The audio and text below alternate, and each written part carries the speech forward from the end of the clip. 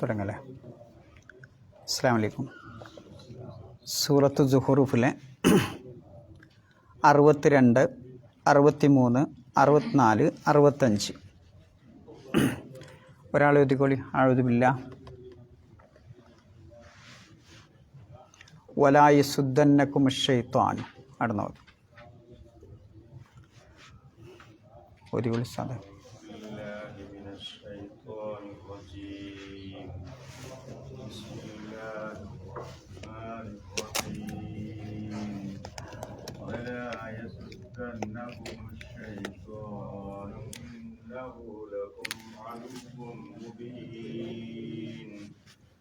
فلما جاء عيسى بالبينات قال قد جئتكم بالحكمة ولأبين لكم بعض الذي تختلفون فيه فاتقوا الله وأطيعون إن الله هو ربي وربكم فاعبدوه هذا صراط مستقيم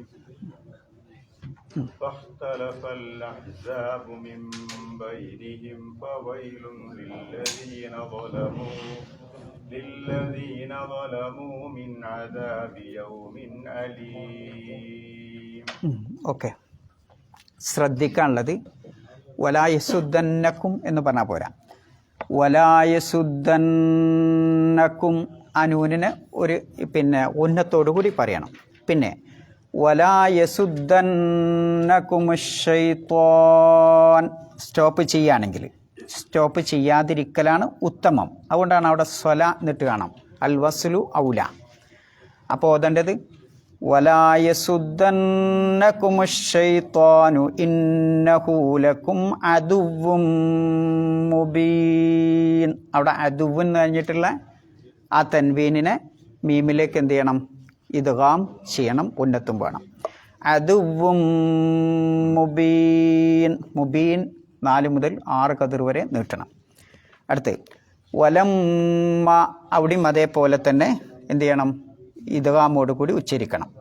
പിന്നെ വലമ്മ ജാഅ ഈസ, അവിടെ ജാഅ 4 മുതൽ 6 കതിർ വരെ നീട്ടണം. അതിൻ്റെ പേര് മദ് മുത്തസിൽ എന്നാണ്, നിർബന്ധമാണ് ഹുക്മ്.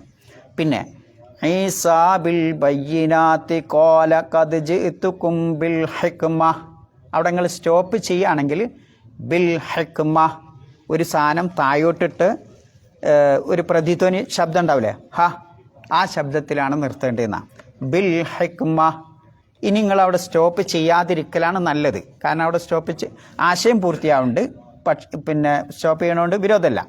പക്ഷേ തജ്വീദിൻ്റെ നിയമപ്രകാരം ബിൽ ഹിക്മത്തി വലി ഉബയ്യിന ലക്കും, ഏതെങ്കിലും ജീമിട്ടണോ ഏതെങ്കിലും ഖുർആനിൽ? ഇല്ല. വലി ഉബയ്യിന ലക്കും, അവിടെ ആ മീമിന് എന്ത് ചെയ്യണം? സാക്കിനായ മീമിൻ്റെ ശേഷം ബ എന്ന അക്ഷരം വന്നാൽ എന്താ ചെയ്യേണ്ടത്? ഇഖ്ഫാ ചെയ്യണം. സാക്കിനായ മീമിൻ്റെ ശേഷം മീമ് വന്നാലോ ഇദ്ഗാം ചെയ്യണം. ഇവിടെ ഇഖ്ഫാ ചെയ്യണം, ഇവിടെ ഇദ്ഗാം ചെയ്യണം. ബാക്കിയുള്ള മീമിൻ്റെ ശേഷം ഏത് അക്ഷരം വന്നാലും എന്ത് ചെയ്യാതാ മതി? ഇൽഹാർ ചെയ്താൽ മതി. മനസ്സിലായോ? സാക്കിനായ മീമിൻ്റെ ശേഷം ബാ വരിക. അപ്പോൾ ഇവിടെ ബാ ആണ് വന്നത്, അപ്പോൾ ഇഖ്ഫാ ചെയ്യണം. അപ്പോൾ എങ്ങനെ ഓതണം? എവിടെയാണ് ഒന്ന് ഓതിയാണ്? വലി ഉബയ്യിന ലക്കും ബഅദല്ലദി. ലക്കും എന്ന് പറഞ്ഞാൽ ശിദ്ധത്തോടു കൂടിയുള്ള ഉന്നത്ത് പാടില്ല, അല്ലാത്ത രൂപത്തിലുള്ള ഉന്നത്താണ് വേണ്ടത്. അപ്പോൾ വലി ഉബയ്യിന ലക്കും ബഅദല്ലദി തഖ്തലിഫൂന ഫീഹ്. അവിടെ നിങ്ങൾ സ്റ്റോപ്പ് ചെയ്യുകയാണെങ്കിൽ ഫീ നീട്ടി നിർത്തണം.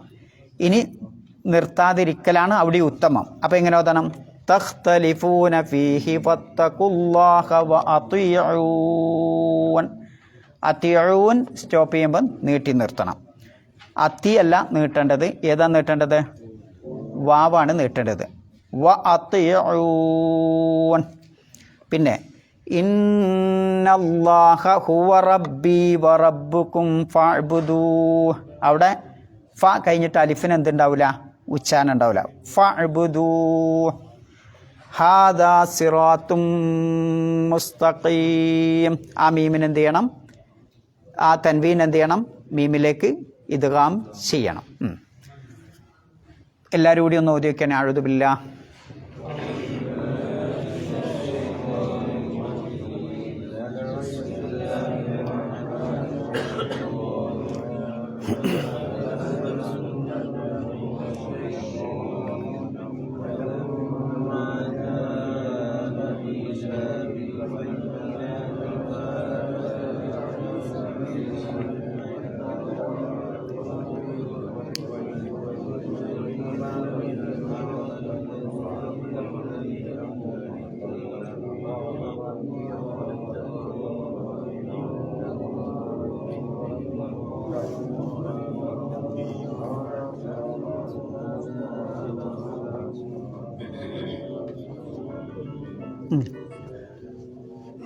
ഓക്കെ. എന്തെങ്കിലും ഡൗട്ട് തജ്വീദിൽ എന്തുണ്ടോ? ആർക്കെങ്കിലും എന്ത് സംശയം ഉണ്ടോ? എന്നാ അർത്ഥം പറഞ്ഞോളി. എന്നോടാ അല്ല. വലാ യസുദ്ദന്നകും ശൈത്വാനു. അർത്ഥം വലാ യസുദ്ദന്നകും, നിങ്ങളെ തടയാതിരിക്കട്ടെ. ആര്? അശ്ശൈത്വാൻ, പിശാച് നിങ്ങളെ തടയാതിരിക്കട്ടെ. ഇന്നഹു ലക്കും അദുവ്വും മുബീൻ, തീർച്ചയായും ആ പിശാച് നിങ്ങൾക്കുള്ള വ്യക്തമായ ശത്രുവാണ്. വലമ്മ ജാഅ ഈസാ ബിൽ ബയ്യിനാത്ത്, ഈസാ നബി അലൈഹിസ്സലാം വ്യക്തമായ തെളിവുകളുമായി വന്നപ്പോൾ ഖാല, അദ്ദേഹം പറഞ്ഞു, ഖദ് ജിഅ്തുകും ബിൽ ഹിക്മ, വിജ്ഞാനവുമായി ഹിക്മത്തുമായി ഞാൻ നിങ്ങളുടെ അടുത്ത് വന്നിരിക്കുന്നു.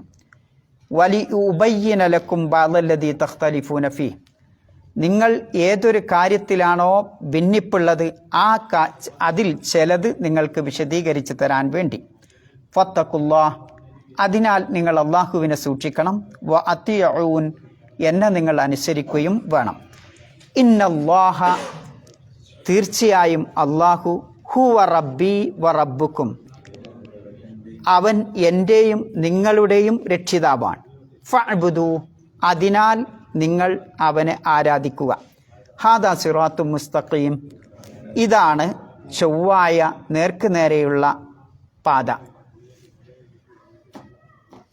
തിരിച്ചു വരിക. വലാ യസുദ്ദന്നകും ശൈത്വാനു, അതിലിപ്പോൾ അർത്ഥം കിട്ടാത്തൊന്നുമില്ല. സ്വദ്ദ, നമ്മളെന്ത് നേരത്തെ പറഞ്ഞതിന്? സ്വദ്ദ. സ്വദ്ദ അതിൻ്റെ മുളാരി യസുദ്ദു എന്നതാണെങ്കിലാണ് എന്താ അർത്ഥം പറയാ? സദ്ദൻ്റെ മുളാരി യസുദ്ദു, സ്വാദിന് ലമ്മാണെങ്കിൽ തടയ. എന്നാ സ്വദ്ദ അതന്നെ യസിദ്ദു ആണെങ്കിലോ എന്താ അർത്ഥം? സ്വദ്ദ യസിദ്ദു ആണെങ്കിലോ നമ്മൾ കഴിഞ്ഞ ആഴ്ച പഠിച്ചു, മറന്നോ? സദ്ദ യസുദ്ദു തടയ, സദ്ദ യസിദ്ദു. സ്വാദിന് കെസ്റാണെങ്കിൽ കൂക്കി വിളിക്കുക, കൂക്കി വിളിക്കുക. നിങ്ങൾ നേരത്തുള്ള ആയത്തിൽ കണ്ടില്ലേ? ഇതാ കൗമുക മിൻഹു യസിദ്ദൂൻ എന്നറിയില്ലേ? ഈസാ നബി അലൈഹിസ്സലാമിനെ പറ്റി മാതൃകാ പുരുഷനായി അല്ലാഹു തആല എടുത്തു പറഞ്ഞപ്പോൾ അതാ നിന്റെ ജനത കൂക്കി വിളിക്കുന്നു, ആർത്ത് വിളിക്കുന്നു, കളിയാക്കുന്നു, പരിഹസിക്കുന്നു എന്നൊക്കെയാണ് യസിദ്ദൂൻ എന്നതിനുള്ള അർത്ഥം. എന്നാൽ സദ്ദ യസുദ്ദു എന്ന് പറയുമ്പോൾ അതിൻ്റെ അർത്ഥം എന്തായി? തടയുക എന്നതാണ് അർത്ഥം. അപ്പോൾ എന്തിനാ ഇപ്പോൾ പറഞ്ഞത്? അറബി ഭാഷയിൽ അതിന് പറയാം ഐന് ഫീൽ എന്നാ. ആദ്യത്തെ അക്ഷരത്തിന് പറയാം ഫാ ഫീൽ, രണ്ടാമത്തെ അക്ഷരത്തിന് പറയാം ഐന് ഫീൽ. അപ്പോൾ ഐന് ഫീലിൻ്റെ ഹറക്കത്തിന് ആ ഹറക്കത്തിന് മാറുന്നതിനനുസരിച്ച് എന്തുണ്ടാവും? അജഗജാന്തരം ചിലപ്പോൾ അർത്ഥവ്യത്യാസം ഉണ്ടാവും. മനസ്സിലായില്ലേ? അത് പ്രത്യേകം ശ്രദ്ധിക്കണം. അത് അറബി ഭാഷൻ്റെ ഒരു പ്രത്യേകതയാണ്. വലാ യസുദ്ദന്നക്കും, അതുകൊണ്ട് യസുദ്ദന്നക്കും എന്നൊന്നും ഓതാൻ പാടില്ല. വലാ യസുദ്ദന്നക്കും, നിങ്ങളെ തടയാതിരിക്കട്ടെ അശ്ശൈത്വാൻ പിശാച്. എന്തിനാ അല്ലാഹു സുബ്ഹാനഹു വ തആല ഈ ഒരു സന്ദർഭത്തിൽ പിശാച് നിങ്ങളെ തടയാതിരിക്കട്ടെ എന്ന് പറയാനുള്ള കാരണം എന്താ? മുകളിലുള്ള ആയത്ത് നോക്കി നിങ്ങൾ. ഇന്നഹു ലഇൽമുൽ ലിസ്സാഅ, തീർച്ചയായും അദ്ദേഹം അന്ത്യനാളിനുള്ള ഒരു അറിയിപ്പാണ്. ഫലാ തംതറുന്ന ബിഹ, ആ ഈസാ നബി അന്ത്യനാളിൽ വരുന്ന ആ കാര്യത്തെപ്പറ്റി നിങ്ങൾ ഒരിക്കലും സംശയിക്കരുത്. വത്തബിഊനി, എന്നെ നിങ്ങൾ പിൻപറ്റണം. ഹാദാ സിറാത്തും മുസ്തഖീം, ഇതാണ് ചൊവ്വായ മാർഗം. അപ്പോൾ അന്ത്യനാളിൽ ഈസാ നബി അലൈഹിസ്സലാം വരുമോ ഇല്ലേ? അല്ലാഹു തആല ഇവിടെ ഉപയോഗിച്ച പദം ഏതേനി നമ്മൾ കഴിഞ്ഞ ആഴ്ചയൊക്കെ വിശദീകരിച്ചിട്ടുണ്ട്. ഇൽമ്, എത്ര തരത്തിലുള്ള ഇൽമുണ്ട്? പിന്നെ ഇൽമ് പല രൂപത്തിലുണ്ട് അല്ലേ? ഒന്ന്, നമുക്ക് ഒരു കാര്യം കേട്ടുകൊണ്ടോ കണ്ടുകൊണ്ടോ അല്ലെങ്കിൽ നമ്മളെ പഞ്ചേന്ദ്രിയങ്ങളെ കൊണ്ട് മനസ്സിലാവുന്ന കാര്യം. ഇതിപ്പോൾ ഇങ്ങനെ കാണുമ്പോൾ അത് പേനയാണ്, നമുക്ക് മനസ്സിലാവും അല്ലേ? എന്നാൽ ചിലപ്പോൾ ചില കാര്യങ്ങൾ നമ്മുടെ ബുദ്ധി കൊണ്ട് മനസ്സിലാക്കാൻ പറ്റും. ഇപ്പോൾ ഉദാഹരണമായിട്ട് അവിടുന്ന് പുക വന്നാൽ, ഒക്കെ കഴിഞ്ഞ ആഴ്ച വിശദീകരിച്ചു അല്ലേ? പുക വന്നാൽ നമ്മളെന്ത് പറയും? അവിടെ തീയുണ്ട്. ആരെ നമ്മൾ കണ്ടിട്ടാ അല്ലെങ്കിൽ തൊട്ടിട്ടാ? ഒന്നുമല്ല. പക്ഷെ നമ്മളെ ബുദ്ധി പറയും. ആ ആസാറ് കാണുമ്പോൾ ഇതിലെങ്ങനെ ഒട്ടകത്തിൻ്റെ കാൽപാദം കണ്ട ഒട്ടകം ഇതിൽ അടന്നു പോയി പറയൂലേ? ഒട്ടകം ഉണ്ട് എന്ന് പറയില്ലേ? ഇതേപോലെ അങ്ങനെ നമുക്ക് അറിവ് കിട്ടും അല്ലേ? അങ്ങനെയാണ് ആകാശം ഭൂമിയും നക്ഷത്രഗോളങ്ങളും പ്രാപഞ്ചിക ദൃഷ്ടാന്തങ്ങളും ഒക്കെ അല്ലാഹു തആല കാണിച്ചു തന്നിട്ട് അല്ലാഹു ഉണ്ട് എന്ന് നമ്മൾ മനസ്സിലായി. എന്നാൽ ചില അറിവുകൾ അങ്ങനെയൊന്നും മനസ്സിലാവില്ല. നരകം സ്വർഗം അങ്ങനെ മനസ്സിലാവുമോ? എന്താ ഇപ്പം നരകം ഉണ്ട് എന്നില്ലേ? നിങ്ങൾക്ക് എന്താ തെളിവ്? എന്തെങ്കിലും പിന്നെ ഇതിൻ്റെ അങ്ങേ ആയി വെളിച്ചം കണ്ടപ്പോൾ കറണ്ട് ഉണ്ട്. കറണ്ട് നമ്മൾ കാണില്ലല്ലോ. ഉണ്ടോ? കറണ്ടിൻ്റെ പ്രവാഹം നമ്മൾ കാണില്ല. പക്ഷെ കറണ്ട് ഉണ്ട് എന്നത് പ്രകാരം നരകമുണ്ട് സ്വർഗമുണ്ട് എന്തെങ്കിലും ഒരു തെളിവുണ്ടോ? ബുദ്ധിപരമായി അല്ലെങ്കിൽ നമുക്ക് അങ്ങനെ മനസ്സിലാക്കാൻ പറ്റുമോ? പഞ്ചേന്ദ്രിയങ്ങളെ കൊണ്ട് തൊട്ട് മനസ്സിലാക്കാൻ പറ്റുമോ? ഇല്ല. ബുദ്ധി ആസാറിൻ്റെ പിന്നാലെ പോയി കൊണ്ട് മനസ്സിലാക്കാൻ പറ്റുമോ? അങ്ങനെ ഇല്ലാത്ത അറിവാണ് അൽ ഇൽമുൽ ഇഖ്ബാരി എന്ന് പറയുന്നത്. എന്താ പറയാ? അൽ ഇൽമുൽ ഇഖ്ബാരി എന്ന് പറയുന്നത്. അപ്പോൾ ഇഖ്ബാരിയായ ഇൽമിൻ്റെ ഒരു പ്രത്യേകത, അതൊരാൾ പറഞ്ഞു തരണം. അങ്ങനെ പറഞ്ഞു തരുമ്പോൾ ആ പറയുന്ന ആൾ ഏറ്റവും വിശ്വസ്തനുമായിരിക്കണം. അല്ലെങ്കിൽ എന്തുണ്ടാവും? അതിൽ തകരാറുണ്ടാവും. അപ്പോൾ ഇങ്ങനെ ഈസാ നബി അലൈഹിസ്സലാം അന്ത്യനാളിൻ്റെ അടയാളമായി വരുമെന്ന് നമുക്ക് പറഞ്ഞു തരുന്നത് നമ്മെ സൃഷ്ടിച്ച ഈസാ നബി അലൈഹിസ്സലാമിനെ സൃഷ്ടിച്ച പ്രപഞ്ചത്തെ സൃഷ്ടിച്ച ആ റബ്ബാണ് പറഞ്ഞു തരുന്നത് ഇങ്ങനെ ഒരു അടയാളം ഉണ്ട്. അത് ഈസാ നബി അലൈഹിസ്സലാം ഒരു അറിയിപ്പാണ്. അല്ലാതെ മറ്റു രൂപത്തിലൊന്നും നമുക്ക് മനസ്സിലാക്കാൻ പറ്റില്ല. നരകവും സ്വർഗവും ഒക്കെ അങ്ങനെ തന്നെയാണ്. ജന്നത്തും നാറും ഒക്കെ അങ്ങനെ തന്നെയാണ്. അവിടെ ഹിസാബ് ഉണ്ട് എന്നൊക്കെ അങ്ങനെ തന്നെയാണ്. അപ്പം ഇഖ്ബാരിയായ അഥവാ നഖ്ലി എന്ന് പറയും. നഖ്ലിയായ തെളിവുകളിലൂടെയാണ് ഇത്തരം കാര്യങ്ങൾ നമുക്ക് മനസ്സിലാക്കാൻ പറ്റുക. അപ്പം നഖ്ലിയായ തെളിവ് അത് നമ്മൾ എങ്ങനെ ഉൾക്കൊള്ളും എന്ന് ചോദിച്ചാൽ അത് പറഞ്ഞു തരുന്ന ആളുടെ ക്വാളിറ്റി അനുസരിച്ചാണ് നമ്മൾ മനസ്സിലാക്കുക. ഇപ്പോൾ ഒരാൾ എന്തെങ്കിലും സംഭവം പറഞ്ഞു, നമ്മൾ ആദ്യം എന്താ പറഞ്ഞ ആരെ പറഞ്ഞ് അല്ലേ? അത് ഫേക്കാണോ അല്ലേ എന്നൊക്കെ നമ്മൾ ചിന്തിക്കൂലേ? ഒരു മെസ്സേജ് എന്നാൽ ഇത് പാരി വിട്ടതാ, ഇത് ഇന്നാലിൻ്റെ ഷെയ്ഖാണ്, അല്ലെങ്കിൽ ഇന്നാലിൻ്റെ അവിടുത്തെ ആളാണ്, അയാളെപ്പറ്റി അറിയുന്നവരുണ്ടാവും. അങ്ങനെയാണെങ്കിൽ നമ്മൾ എന്ത് ചെയ്യും? വിശ്വസിക്കും. അപ്പോൾ ആ പറയുന്ന ആളുടെ ഇതനുസരിച്ചാണ് പിന്നെ ഇഖ്ബാരിയായ ഇൽമ് നമ്മൾ വിശ്വസിക്കുക. ഇവിടെ പറയുന്നത് ആരാ? വിശുദ്ധ ഖുർആൻ, പ്രവാചകന്റെ സുന്നത്ത് അഥവാ മുഹമ്മദ് നബി സല്ലല്ലാഹു അലൈഹി വസല്ലമയും സട്ടാവായ അല്ലാഹുവും പറഞ്ഞു തരാണ്.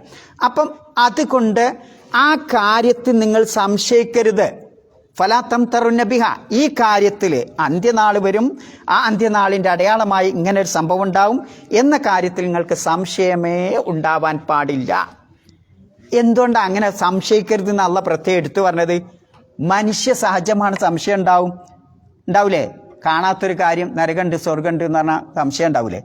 ഓട്ടോമാറ്റിക്കായിട്ടുണ്ടാവും. എല്ലാവരും ഇപ്പം ഇങ്ങനെ ഈ ഖുർആൻ വായിക്കണോല അല്ലെങ്കിൽ അതിൽ വിശ്വസിക്കണോല അല്ല. അപ്പം സംശയം ഉണ്ടാകും. ആ സംശയം നിങ്ങൾ ദൂരീകരിക്കണം.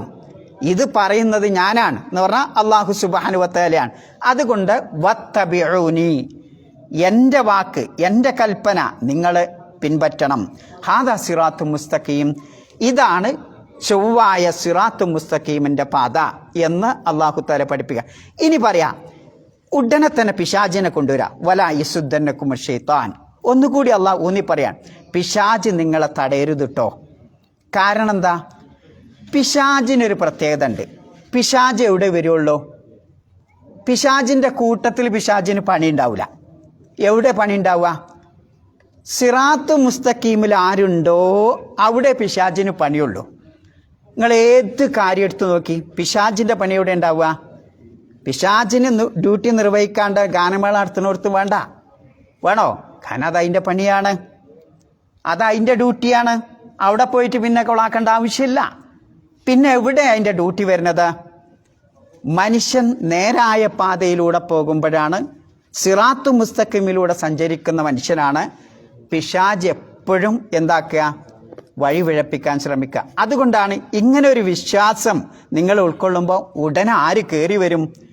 പിശാച് കയറി വരും എന്ന് അല്ലാഹു തആല അതിൻ്റെ പിന്നാമ്പുറത്തിലൂടെ സൂചന നൽകുകയാണ്. ഇനി നമ്മുടെ ജീവിതത്തിലേക്കൊക്കെ നിങ്ങൾ കടന്നു വന്ന് നോക്കൂ. ആദം നബി അലൈഹിസ്സലാമിനെ അള്ളാഹു സൃഷ്ടിച്ചത് മുതൽ അന്ത്യനാൾ വരെ ഈ പിശാചിൻ്റെ ചൈതികൾ സിറാത്തുൽ മുസ്തഖീമിൽ നിലകൊള്ളുന്ന മനുഷ്യന്മാരുടെ പിന്നാലെ ആര് ഉണ്ടാവും? പിശാച് പിന്നാലെ പിടികൂടിയിരിക്കും. ഒരു വൈറസ് പോലെ. വൈറസ് കയറുമ്പോൾ നമ്മൾ അറിയോ പനിയൊക്കെ വന്നിട്ടാണ്, വലിയ രോഗം ഒക്കെ വന്നിട്ടാണ് നമ്മൾ അറിയുക. ഇതേപോലെ പിശാച് ആദ്യം പിടികൂടണമെന്ന് നമ്മൾ അറിയില്ല. എപ്പോഴാണ് അറിയാം?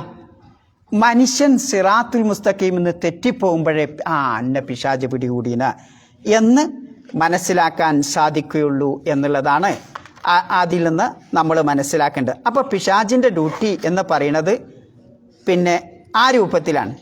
മനുഷ്യന് എവിടെയാണോ പിന്നെ മനുഷ്യനെ തെറ്റിച്ച് കളയാൻ പിന്നെ സാധ്യത ഉള്ളത് അവിടെ പിശാച് പിടികൂടുള്ളൂ എന്നുള്ളതാണ്. ഒരു സംഭവം പിന്നെ തഫ്സീർ ഗ്രന്ഥങ്ങളിലും ഹദീസ് ഗ്രന്ഥങ്ങളിലുമൊക്കെ വിശദീകരിക്കണ കാണാം. ഇപ്പോൾ നബി സല്ലല്ലാഹു അലൈഹി വസല്ലമയുടെ ആദ്യ കാലഘട്ടത്ത് ഏതാനും കുറച്ച് ആളുകളല്ലേ മുസ്ലിങ്ങളായിട്ടുള്ളൂ അല്ലേ? അത് എണ്ണിച്ചുട്ട അപ്പം നല്ലവരവർ. ആ കൂട്ടത്തിൽപ്പെട്ട അയ്യാഷ് ബിൻ അബി റബീഹ അൽ മഖ്സൂമി ഗോത്രക്കാരനായ അയ്യാഷ് എന്ന് പറയുന്ന ഒരു സ്വഹാബി പിന്നെ മക്കത്ത് നിന്ന് മദീനായിലേക്ക് പിന്നെ ഹിജ്റ പോയി. അയാൾ പ്രഗത്ഭ സഹാബിമാരുടെ കൂട്ടത്തിൽ എണ്ണുന്ന മാന്യന്മാരായ സഹാബികളുടെ കൂട്ടത്തിൽ എണ്ണുന്ന ആളാണ്, ഗണിക്കപ്പെടുന്ന ആളാണ്. അങ്ങനെ മദീനായിലേക്ക് ഹിജ്റ പോകാൻ വേണ്ടി തീരുമാനിച്ചു. റസൂലുള്ളാഹി സ്വല്ലല്ലാഹു അലൈഹി വസല്ലമയുടെ അടുത്തെത്തണം മദീനായിലേക്ക്. അപ്പോൾ അതിനൊരു അവസരം വേണമല്ലോ. അപ്പോൾ കൂടെ പോവാൻ ഉമർ ബിൻ അൽ ഖത്താബ് റളിയല്ലാഹു അൻഹു പോകുന്നുണ്ട് എന്ന് ആര് മനസ്സിലാക്കി? അയ്യാഷ് മനസ്സിലാക്കിയപ്പോൾ ഉമറിനെ പിന്തുടർന്ന് നമുക്കും പോവാം എന്ന് അയാൾ തീരുമാനിച്ചു. കാരണം എന്താ? ഉമർ ധീരനാ. പരസ്യമായിട്ടാണ് ഉമർ റളിയല്ലാഹു അൻഹു മദീനയിലേക്ക് പോകുന്നത് അല്ലേ? എന്നെ തടയാൻ ആർക്കാണോ സാധിക്കണേ എങ്കിൽ ഈ തായ് വരക്കപ്പുറത്ത് വന്നു കൊള്ളട്ടെ. പിന്നെ എന്തുണ്ടാവില്ല? ഓൻ്റെ ഭാര്യ പിന്നെ അർമിലത്താവും എന്ന് പറഞ്ഞാൽ അവിടെ പിന്നെ യുദ്ധം നടക്കും, പോരാടും എന്ന, കുട്ടികളെന്താവും, യത്തീമാവും എന്നൊക്കെ രൂപത്തിലുള്ള വാക്കുകൾ പരസ്യമായി പറഞ്ഞുകൊണ്ടാണ് ആര് പോകുന്നത്? മഹാനായ ഉമർ റളിയല്ലാഹു അൻഹു. ആ ഉമർ റളിയല്ലാഹുവിൻ്റെ കൂടെയാണ് ഇയാളും പോകുന്നത്. അങ്ങനെ മദീനായിലേക്ക് പോകുന്ന ആ വഴി വെച്ചിട്ട് ഇയാളുടെ ഉമ്മൻ്റെ വകയിലുള്ള 2 സഹോദരന്മാരുണ്ട്. അവർ വഴിക്ക് വന്ന് തടഞ്ഞു. അംർ, അതേപോലെ തന്നെ ഒരാളുടെ പേര് അംർ, മറ്റാളുടെ പേര് ഹാരിസ് ബിൻ ഹിഷാം. ആ 2 ആളുകളും വന്നിട്ട് പിന്നെ ഇയാളുടെ അടുത്ത് വന്നു. അപ്പോൾ ഉമറിനോട് സംസാരിക്കാൻ അവർ കൂട്ടാക്കിയില്ല. ഇവർ 2 ആളുകൂടിയും വന്നിട്ട് അയ്യാഷിൻ്റെ അടുത്ത് വന്ന് പറഞ്ഞു, ഇതാ എൻ്റെ ഉമ്മ നേർച്ചേർന്നാണ്. എന്താ നേർച്ചേർന്നത്? പിന്നെ അയ്യാഷ് എൻ്റെ അടുത്ത് വരുന്നത് വരെ, അയ്യാഷിനെ ഞാൻ കണ്ണുകൊണ്ട് കാണുന്നത് വരെ ഞാൻ എൻ്റെ തല ചീകൂല. ഈ ചുട്ടുപഴുത്ത സൂര്യൻ്റെ ആ ചൂടേറ്റുകൊണ്ട് ഞാനിവിടെ നിന്ന് മരിച്ചാലും ആ രൂപത്തിലാണ് ഞാൻ പോവുക എന്ന് പറയണ്ടേ. അപ്പോൾ ഇത് കേട്ടപ്പോൾ അയാളുടെ മനസ്സിന് ഒരു ഉമ്മയാണല്ലോ പറയണേ. ഉമ്മ അങ്ങനെ സത്യം ചെയ്യുമ്പോൾ പിന്നെ പറയുമ്പോൾ അയാളുടെ മനസ്സിന് ചില മാറ്റം വരികയാണ്. അങ്ങനെ ഉമർ റളിയല്ലാഹു അൻഹു പറഞ്ഞു, ഇവർ നിന്നെ പിന്തിരിപ്പിക്കാൻ, ദീനിൻ്റെ കാര്യത്തിൽ നിന്ന് പിന്തിരിപ്പിക്കാനുള്ള എല്ലാ അടവുകളും ഇവർ ഉപയോഗിക്കും. അങ്ങനെയൊന്നല്ല, നിങ്ങൾ പറയണേക്കല്ല, എനിക്കവിടെ കുറച്ച് സമ്പത്തുണ്ട്, ആ സമ്പത്ത് എനിക്ക് വാങ്ങും വേണം, ഉമ്മനെ കാണും വേണം എന്ന് പറഞ്ഞ് ഇയാൾ തിരിച്ചു പോവാണ്. അങ്ങനെ ഉമർ റളിയല്ലാഹുവിൻ്റെ ആ കണ്ണെത്താ ദൂരത്തു നിന്നാണ് നീങ്ങിയപ്പോൾ ഇവർ വന്ന രണ്ടാളുകളും ഇവരെ ബന്ധനസ്ഥരാക്കി, ഇയാളെ ബന്ധനസ്ഥരാക്കി. ചാട്ടവാറ് കൊണ്ട് അടിയോടടി. അങ്ങനെ വളരെ പീഡിപ്പിക്കപ്പെട്ടുകൊണ്ടാണ് അയാളെ മക്കായിലേക്ക് കൊണ്ടുപോകുന്നതെന്നാണ്. ഇവിടെ നമ്മെ പഠിപ്പിക്കുന്ന ഒരു പാഠമുണ്ട്. നേർക്ക് നേരെ പോകുന്ന മനുഷ്യന്മാരെയാണ് സോപ്പിട്ടുകൊണ്ട് ആ പിശാജ് അതിൻ്റെ വലയിൽ പെടുത്തുന്ന. പിശാജ് തൗഹീദിൽ ഇങ്ങനെ ജീവിക്കണ ഒരാളെ പിശാജ് വന്നിട്ട് നിങ്ങൾ കാഫിറാണോന്നൊന്നും പറയില്ല. യഥാർത്ഥ മുവഹിദാണെങ്കിൽ അവൻ്റെ അടുത്ത് പിശാജ് എങ്ങനെ വരിക? നിങ്ങളൊക്കെ കാഫിറായിക്കോളി എന്നൊന്നും പറയില്ല. പിന്നെന്താ, അല്ലെങ്കിൽ നിങ്ങൾ ശിർക്ക് തീർത്തോളിയെന്നും അതൊന്നും പറയില്ല. ആ മനുഷ്യൻ എത്ര മതചിട്ടയുണ്ടോ, അയാൾ കൃത്യമായി നിസ്കരിക്കണ ഒരാളാണെങ്കിൽ ആ നമസ്കാരത്തിൽ ഇങ്ങനെ ചെറിയത് ആദ്യമൊക്കെ നല്ല തഹജ്ജുദും സുന്നത്തൊക്കെ നിസ്കരിക്കണ ഒരാളാണെങ്കിൽ ഇനിയിപ്പം ഇന്ന് ഉറക്കാം, ഇന്നത്തെ തഹജ്ജുദ് അവിടെ കെട്ടെ, നാളാക്കാം എന്ന് പിശാച് പറയുന്ന. പിന്നെ ഇന്നിപ്പോൾ ഡ്യൂട്ടിൻ്റെ തിരക്കാം, നവാഫിൽ സുന്നത്തൊക്കെ പിന്നെ ആക്കാം. അങ്ങനെ ഓരോന്നിങ്ങനെ അയാളുടെ ജീവിതത്തിൽ നിന്ന് വേർപെട്ട് അയാൾ ചെയ്യുന്ന താആത്തുകൾ അഥവാ അയാൾ ചെയ്യുന്ന ഈ താആത്തുകളിൽ ന്യൂനത വരുത്തിക്കൊണ്ട് പിശാച് അയാളെ പിടികൂടും എന്നുള്ളതാണ്. ഈ രൂപത്തിൽ നല്ലവരായ മനുഷ്യരെ പിശാച് പിടികൂടി അതിൻ്റെ ആ വലയിൽ പെടുത്തും എന്നുള്ള. ഇനി രണ്ടാമത്തെ പിശാച് പിടികൂടുന്ന മറ്റൊരു രംഗമാണ് പിന്നെ നമ്മുടെ ആഗ്രഹവും കൊതി എന്താണെന്ന് പിശാച് മനസ്സിലാക്കും. നമ്മുടെ ആഗ്രഹവും കൊതിയും എന്താണെന്ന് പിശാച് മനസ്സിലാക്കും. ഇപ്പം ചെറുപ്പക്കാരായ നാട്ടിൽ നിന്നിട്ട് വന്ന ഏതൊരാൾക്കൊരു ആഗ്രഹം ഉണ്ടാവും, നല്ലൊരു മൊബൈൽ വാങ്ങണം, ഒരു ഐഫോൺ തന്നെ 500 1000-ൻ്റെ അല്ലേ? അങ്ങനെ ആഗ്രഹമില്ലാത്തവരാരും ഉണ്ട് അതിൽ? ഉണ്ടാവും അല്ലേ? എന്തെങ്കിലും ലോൺ എടുത്തിട്ട് 1000 ഉറുപ്പ്യൻ്റെ ഫോണാട് വാങ്ങും. ആ ഫോൺ വാങ്ങണവരെ അയാൾ പള്ളിയിലൊക്കെ വന്നിരുന്നു. ഫോണാട് വാങ്ങിയോടുകൂടി എന്താവും? ഫോണാട് വാങ്ങിയോടുകൂടി അയാളുടെ പള്ളിയിലെ ജമാഅത്ത് നിസ്കാരം ഉണ്ടാവില്ല. പിന്നെയോ അയാൾ കൃത്യമായി നമസ്കാരം നിർവഹിക്കില്ല. ഇങ്ങനെ ആ നമസ്കാരത്തിനോടും അയാൾ നേരത്തെ എന്തൊക്കെ ചെയ്തിരുന്നോ, നന്മകൾ ചെയ്തിരുന്നോ, അതിനോടൊക്കെ ഒരു അലസത മനോഭാവം ഉണ്ടാക്കുന്ന രൂപത്തിൽ ഈ മനുഷ്യനെ ആക്കി മാറ്റും. എങ്ങനെ ഇവിടെ പിശാച് കയറി വന്നത്? എനിക്കെന്താണോ ആഗ്രഹം, എൻ്റെ ഇഷ്ടം, അത് മനസ്സിലാക്കിക്കൊണ്ട് അതിലൂടെ പിശാച് കയറി വന്ന് അവൻ്റെ നന്മകളെ അല്ലെങ്കിൽ അവൻ്റെ ആ സിറാത്തുൽ മുസ്തഖീമിൽ നിന്ന് പിശാച് അവനെ തടയും എന്നുള്ളതാണ്. ആ ഒരു പക്ഷേ പിന്നെ പിശാച് തടയുന്നത് സമ്പത്ത് മുഖേന ആയിരിക്കാം, അല്ലെങ്കിൽ ശാരീരികമായി തന്നെ ആയിരിക്കാം, അല്ലെങ്കിൽ എന്തെങ്കിലും ചിന്തകളിട്ട് വന്നുകൊണ്ടായിരിക്കാം, അല്ലെങ്കിൽ വേറെ ഏതെങ്കിലും രൂപത്തിൽ ശക്തി ഉപയോഗിച്ചു കൊണ്ടായിരിക്കാം, അല്ലെങ്കിൽ ആ മാർഗത്തിൽ പിന്നെ പ്രബോധനം ചെയ്യുന്ന പ്രബോധകരെ പിന്തിരിപ്പിച്ചുകൊണ്ടായിരിക്കാം, ഭാഗികമായിരിക്കാം, കുല്ലിയായിരിക്കാം. ഇങ്ങനെയൊക്കെ പിശാച് പിടികൂടുന്ന അല്ലേ? നബി സല്ലല്ലാഹു അലൈഹി വസല്ലമയുടെ കാലഘട്ടത്തിൽ തന്നെ നിങ്ങൾ നോക്കിയേണ്ടി വഖാലല്ലദീന കഫറു, ആ അവിശ്വാസികളായ മക്കായിലെ മുശ്രിക്കുകൾ പറയാണ്, ലാ തസ്മഉ ലിഹാദൽ ഖുർആൻ, ഈ ഖുർആൻ ദർശനങ്ങൾ കേൾക്കാൻ തന്നെ പോകരുത് കേട്ടോ. വൽഗൗ ഫീ എന്ന് പറഞ്ഞതാ, അതിൽ നിങ്ങൾ ഒച്ചയും വിളിയും കൂക്കും വിളിയൊക്കെ ഉണ്ടാക്കണം. ലഅല്ലക്കും തഗ്ലിബൂൻ, നിങ്ങൾക്ക് മുഹമ്മദിനെ അതിജയിക്കാൻ സാധിക്കും, മുഹമ്മദിനെ പരാജയപ്പെടുത്താൻ സാധിക്കും എന്നാണ് പിന്നെ വിശുദ്ധ ഖുർആൻ പഠിപ്പിക്കുന്നത്. അപ്പോൾ നോക്കി നിങ്ങൾ,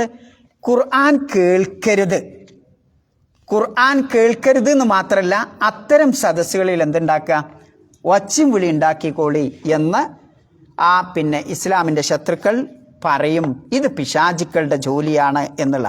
അപ്പോൾ അന്ന് നബി സല്ലല്ലാഹു അലൈഹി വസല്ലമ പിന്നെ വിദേശത്ത് നിന്ന് വന്ന ഓരോരോ കൂട്ടം ആളുകൾ, ഹജ്ജിന് വന്നവരൊക്കെ അങ്ങനെ കൂട്ടമായി ഇരിക്കുന്നിടത്താണല്ലോ പ്രവാചകൻ സല്ലല്ലാഹു അലൈഹി വസല്ലമ ഈ ദഅവത്ത് നടത്തുന്നത്. ആ ദഅവത്ത് നടത്തുന്ന ആ കൂട്ടത്തിൽ പോയിട്ട് നിങ്ങൾ മുഹമ്മദ് നബി സല്ലല്ലാഹു അലൈഹി വസല്ലമയുടെ ദഅവത്ത് കേൾക്കരുത്, അതിൽ നിങ്ങൾ ഒച്ചയും വിളി ഉണ്ടാക്കി കേൾക്കാതിരിക്കാൻ അത് പിന്നെ സദസ്സ് കൊളാക്കിക്കൊള്ളി എന്ന ആ രൂപമായിരുന്നു.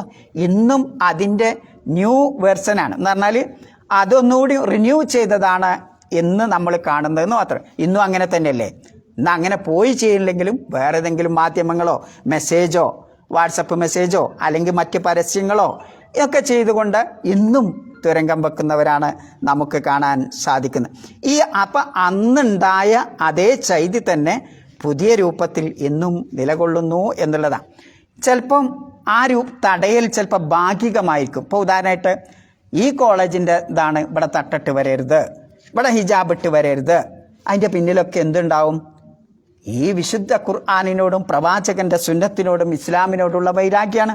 അങ്ങനെ ഭാഗികമായി ഇസ്ലാമിനോട് വെറുപ്പുണ്ടാക്കി അല്പാൽപമായി മൊത്തം ഇസ്ലാമിൽ നിന്ന് അകറ്റിക്കളയുന്ന പ്രവണത ഇന്നും നമുക്ക് കാണാം. അന്നും അത് ഉണ്ടായിരുന്നു. മറ്റ് ചില ആളുകൾ ഒന്നും പറയില്ല, പക്ഷെ എന്തുണ്ടാവും? ചെറിയ ചെറിയ തടസ്സങ്ങൾ ഇങ്ങനെ മുള്ളും കെട്ടും വേലിയൊക്കെ ഇങ്ങനെ വെക്കും. പോണ വഴിയിലൊക്കെ എന്ത് ചെയ്യും? ശരിയായ മുള്ളും കെട്ടല്ല അല്ലേ? ഇന്നിപ്പോൾ എനിക്ക് എന്തുണ്ട്, ഇന്ന് ഖുർആൻ ക്ലാസ്സിന് വരാനാവില്ല, കാരണം എന്താ, ഇന്ന് മെസ്സാ അല്ലേ, എന്നാച്ച് വരണ്ട. അപ്പോൾ ഓനെന്തായി, ഒന്നുകൂടി ഒരു വറകൂടി ഓനവിടെ വെച്ചു കൊടുത്തു അല്ലേ. ആദ്യം തന്നെ ഓൻ്റെ മനസ്സിലെന്താ, മെസ്സ് എന്ന് പറഞ്ഞിട്ടൊരു പിന്നോട്ട്, പിന്നെ ഇജ്ജ് വരണ്ട പറഞ്ഞാലോ ഒരു കാലുകൂടിയും പിന്നോട്ട് അല്ലേ. ഈ രൂപത്തിൽ നമ്മൾ പറയില്ല, പക്ഷേ ഓന് പ്രചോദനം നൽകും. നമ്മൾ ഒരു നന്മയുടെ കാര്യം ഉണ്ടാകുമ്പോൾ അയാളെ പിശാചിങ്ങനെ പിടികൂടുണ്ടാവും. അത്തരം കാര്യങ്ങളിൽ നിന്ന് വീണ്ടും നമ്മൾ എന്ത് ചെയ്യുക, ഒരു പുൽക്കൊടിയോടും വെച്ച് ഒരു ഓലക്കൊടിയോടും വെച്ച് അതിനെ തീ മൂട്ടുന്ന രൂപവും നമ്മുടെ ഇടയിലൊക്കെ കാണാൻ സാധിക്കും എന്നുള്ളതാണ്. അതേപോലെ മറ്റൊരു രൂപമാണ്, ആരെങ്കിലും ഒരു നന്മ ചെയ്യണമെങ്കിൽ അവനങ്ങട്ട് എന്താക്കുക, അവൻ എന്തെങ്കിലുമൊക്കെ ആരോപണങ്ങൾ പറഞ്ഞിട്ടോ ഇല്ലാത്തത് പറഞ്ഞിട്ടോ ആ നന്മയിൽ നിന്ന് അവനെ കളയുന്ന രൂപത്തിൽ അവനെ നിന്ദനാക്കി കളയുന്ന ഒരു സമ്പ്രദായം അന്നും ഇന്നും നബി സല്ലല്ലാഹു അലൈഹി വസല്ലമയുടെ കാലഘട്ടത്തും അന്നും ഇന്നുമൊക്കെ കാണാവുന്ന ഒരു സമ്പ്രദായമാണ് അല്ലേ. മുനാഫിക്കുകളാണ് ഇതിൻ്റെ പിന്നിലൊക്കെ ഉണ്ടായിരുന്നത് എന്നതും. ഇപ്പം നിങ്ങൾ അങ്ങോട്ട് പോയാൽ ശക്തമായ ചൂടാണ്, എങ്ങനെ നിങ്ങൾ യുദ്ധത്തിന് പോവുക എന്നൊക്കെ മുനാഫിക്കുകൾ നബി സല്ലല്ലാഹു അലൈഹി വസല്ലമയോടും സഹാബത്തിനോടുമൊക്കെ പറഞ്ഞിട്ടുണ്ട് അല്ലേ, സഹാബത്തിനോട് പറഞ്ഞിട്ടുണ്ട്. അപ്പോൾ ആ രൂപത്തിൽ ഒരു നന്മയിലേക്ക് പുറപ്പെടുമ്പോൾ അതിന് പിന്തിരിയാനുള്ള ഏർപ്പാടുകൾ ചെയ്യുക എന്നുള്ളതും തടസ്സം വെക്കുക എന്നുള്ളതും പിശാചിൻ്റെ ചൈതികളാണ്. പിന്നെ ഏതെങ്കിലുമൊക്കെ നന്മ ഉണ്ടാകുമ്പോൾ അവിടെ തന്നെ പോയിട്ട് ഹറാമിൻ്റെ കുറേ, ഇപ്പം നല്ല വയറ് അടക്കേക്കാരം അവിടെ ഉണ്ടാവും, ഇങ്ങേപ്പുറത്ത് പാട്ട് കച്ചേരി, ഇവിടുന്ന് ഇങ്ങനെ വയറും, അങ്ങനെ ചില സദസ്സ് കണ്ടില്ല നിങ്ങൾ, നല്ല വയറും വലിയാരെങ്ങനെ വയററിയുണ്ടാവും. ഇങ്ങേപ്പുറത്ത് എന്താ ഉണ്ടാവുക, പേര് കടല കച്ചവടക്കാരം, 4 മുട്ടൊക്കെ ഉണ്ടാവും, പക്ഷെ എന്തുണ്ടാവും അവിടെ ഇങ്ങനെ ആ സ്ക്രീനിൽ വേറെന്തൊക്കെയോ പരസ്യം വെച്ചുകൊണ്ട് ഈ നന്മയെ തടയുന്ന രൂപത്തിലുള്ള ഹറാമുകളും അവിടെ സംഘടിപ്പിക്കുന്ന ആളുകളെയൊക്കെ നമുക്ക് കാണാം. ഇതൊക്കെ പൈശാചികമായ പിന്നെ കാര്യങ്ങളാണ്. അതൊക്കെ മനുഷ്യനെ ഈ ഹറാമുകൾ വെച്ചുകൊണ്ട് അതിൽ ഒരു ഹറാമിൽ മനുഷ്യൻ്റെ മനസ്സ് എൻഗേജഡ് ആകുമ്പോൾ എന്ത് ചെയ്യും, സ്വാഭാവികമായി ഓട്ടോമാറ്റിക്കായി നന്മയിൽ നിന്ന് അവൻ പിന്തിരിയും. ഇതൊക്കെ പിശാചിൻ്റെ ചൈതികളാണ് നമുക്ക് കാണാം. അതുകൊണ്ടാണ് ഇമാം ഷാഫി റഹ്മത്തുള്ളാഹി അലൈഹി സൂഫിയാക്കളെ പറ്റി പഠിച്ചപ്പോൾ ആ സൂഫിയാക്കളിൽ കണ്ട 2 നന്മ അയാൾ എടുത്തു പറയുന്നുണ്ട്. സാഹിബ് സൂഫിയ, ഇമാം ഷാഫി റഹ്മത്തുള്ളാഹി അലൈഹി പറയാം, ഞാൻ സൂഫിയാക്കളെ കൂടി ഫമൻ തഫഅതു മിൻഹും ഇല്ലാ ബി കലിമത്തിൻ, 2 കാര്യം മാത്രമേ എനിക്ക് അവരിൽ ശരിയായി കണ്ടുള്ളൂ. ഒന്ന്, അവർ പറഞ്ഞ അൽ വക്തു സൈഫുൻ, സമയം ആയുസ് എന്ന് പറഞ്ഞൊരു വാളാണ്. ഫഇൻ കതഅതുഹു, ആ വാള് കൊണ്ട് ഇനി സമയത്തെ കൊന്നെടുത്താൽ എനിക്ക് ഉപകാരം. വ ഇല്ലാ കതഅഹു, അല്ലെങ്കിൽ എന്ത് ചെയ്യും, ആ സമയം നിന്നെ കൊന്നു കളയുന്ന.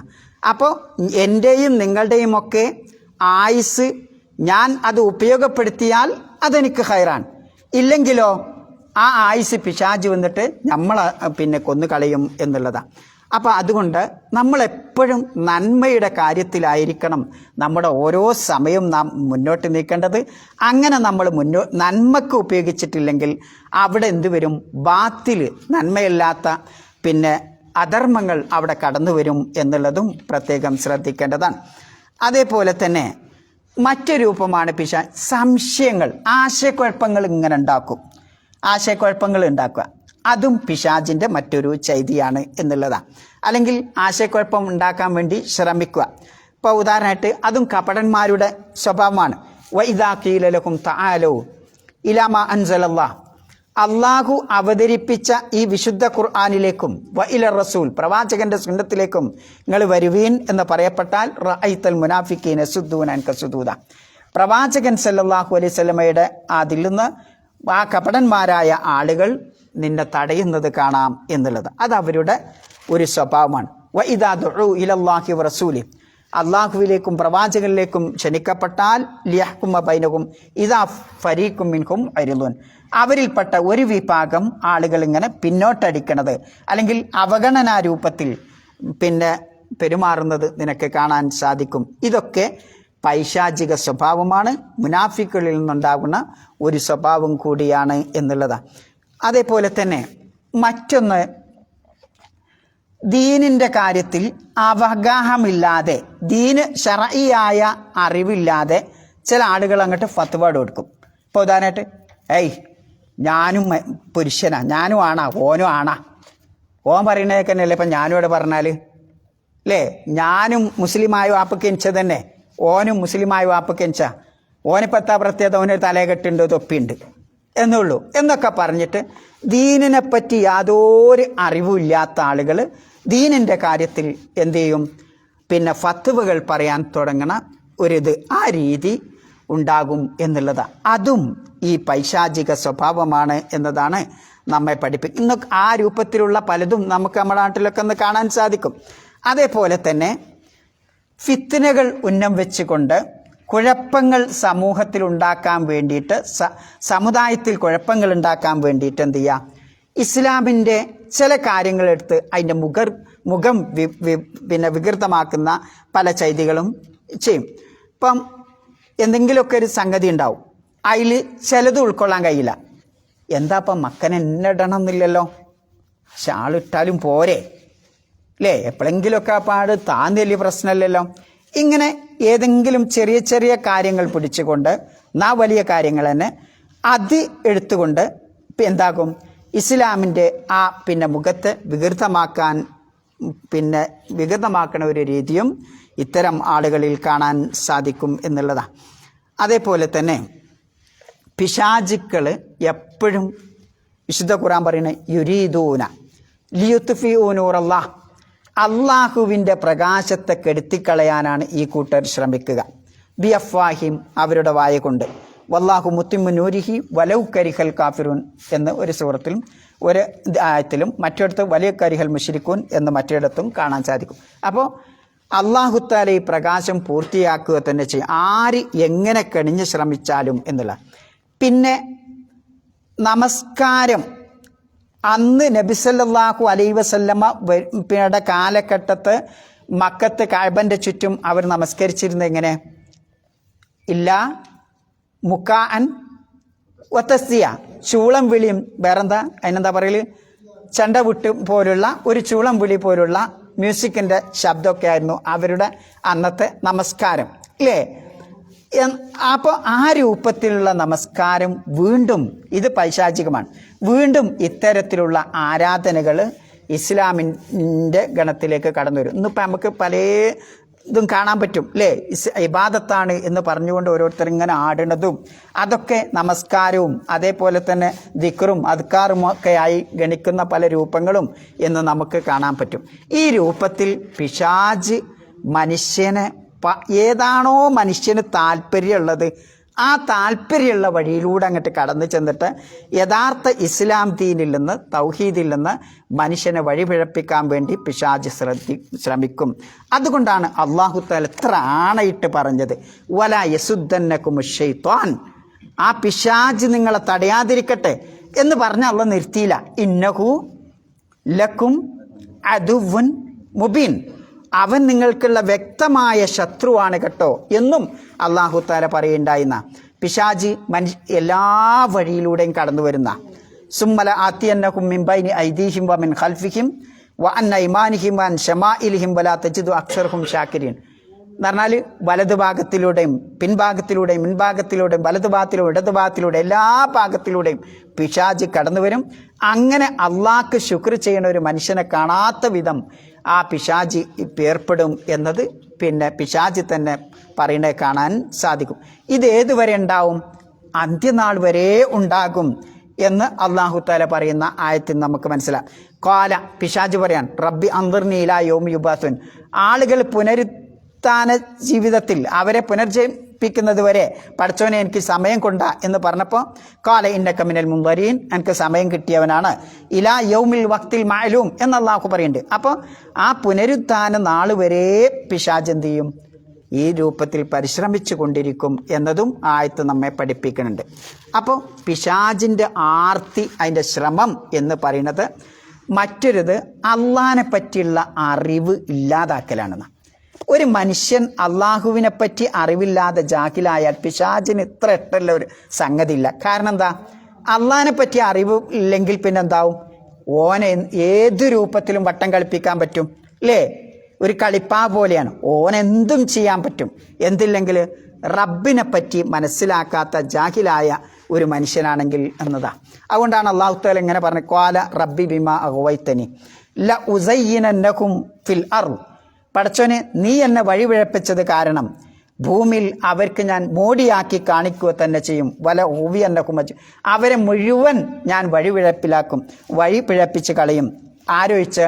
ഇല്ലാ ഇബാദക മിൻഹുമുൽ മുഖലസീൻ, ആ നിഷ്കളങ്കരായ നിന്റെ അടിയാന്മാരൊഴികെ, അഥവാ തൗഹീദുള്ള മനുഷ്യന്മാരൊഴികെ പിശാച് പിടികൂടും എന്ന് പിശാച് തന്നെ ഓർമ്മപ്പെടുത്തിയിട്ടുണ്ട്. അപ്പോൾ പിന്നെ അല്ലാഹു തആല പിശാച് മനുഷ്യൻ്റെ വ്യക്തമായ ശത്രുവാണെന്ന് പറയാനുള്ള മറ്റൊരു കാരണം, ആ ശത്രുത ആദം നബി അലൈഹി ഇസ്ലാമിൻ്റെ കാലഘട്ടം മുതൽ അന്ത്യനാൾ വരെ ഉണ്ടാകും.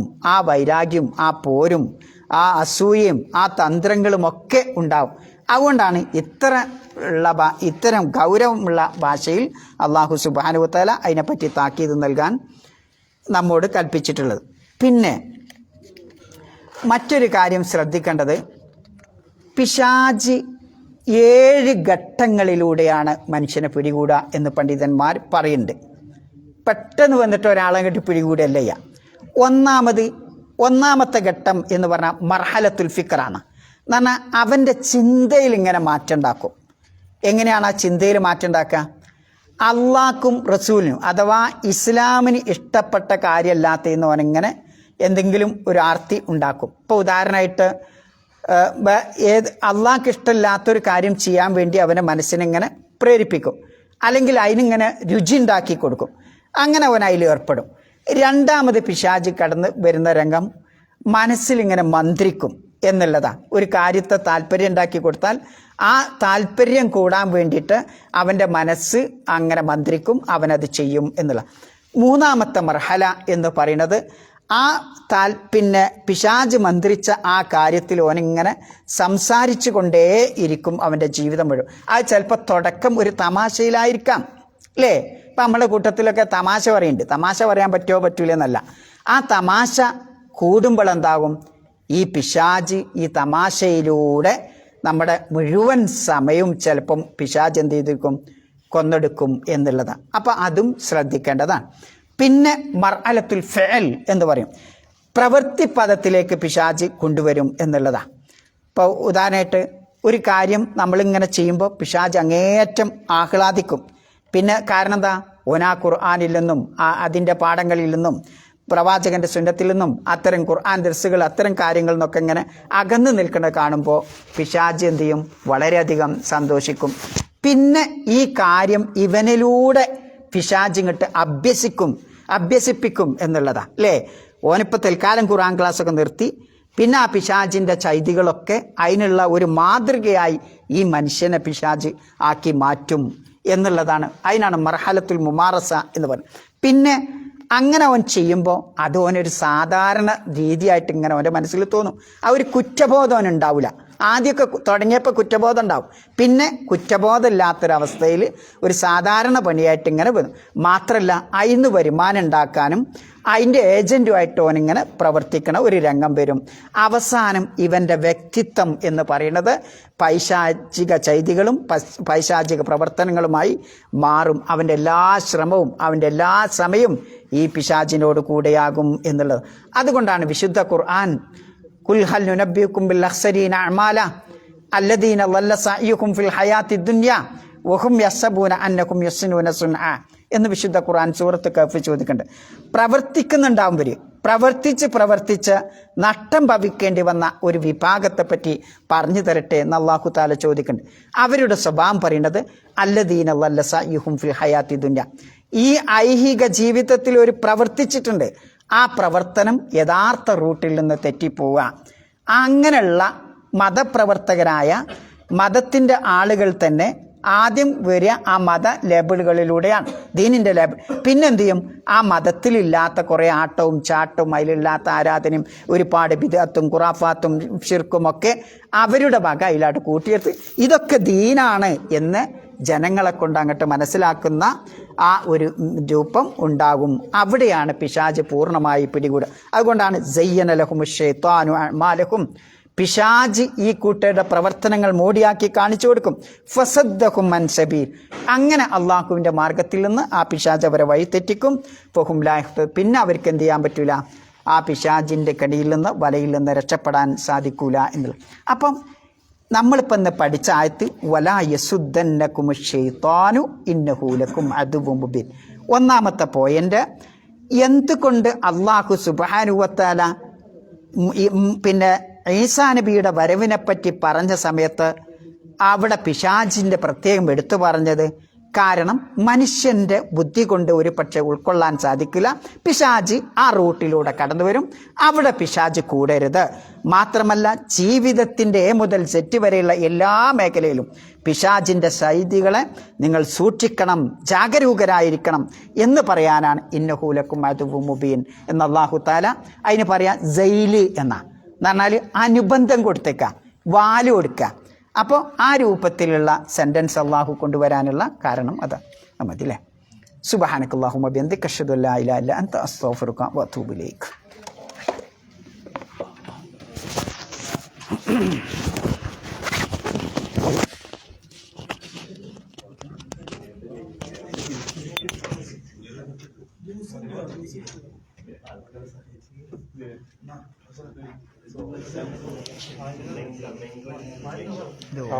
ഇത് ഓഫാക്കൽ എങ്ങനെയാണ്?